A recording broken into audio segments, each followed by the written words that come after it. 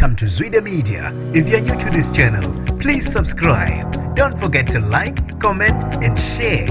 Here's a new video for today. Enjoy.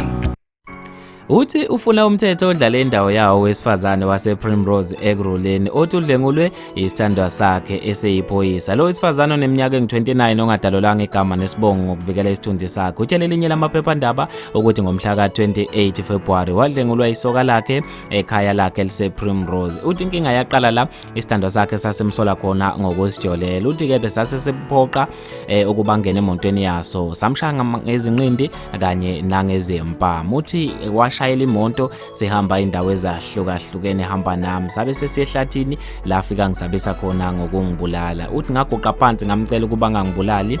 Uthi ke wabe sengithatha ebuyela nami ekhaya wafika wathatha ifoni yami wafunda ama message uthi wangishaya ngaze ngaphuma igazi ngalimala nasengalweni. Emva kwalokho wabe sengiphoqa ukuba mangigeze. Emva kokugeza wabe sengiphoqa ukuba ngilale naye enganandaba nezintungu engangizizwa. Wangidlwengula. Emva kwalokho ke wabe ngisabisa ngokuthi ngingatshela umuntu uma ngingatshela umuntu uzongidubula. Uthi namanje ekhanda lami lisaphithene ngibe nesibindi noma kunjalo ngakhona ukuvula icala. Ukhulumela uphiko lamaphoyisa azimele uLizzy Sophinga uthe icala lokudlwengula kanye lokushaya nelokuthumba livuliwe futhi ke uphenyo lusaqhubeka. Uthe umsolo uzovela enkantolo ngomhla ka-9 kuMashi la azobe ezocela khona ibail eJimmiston Magistrate Court. Bafethu ke lezi indaba ezibuhlungu kakhulu. Mina njengenzatheli ka-YouTube ngizofisa ukwazi ukuphala kwakho ngalolo daba. Sengiphuma kanje akubambe evidweni elandelayo.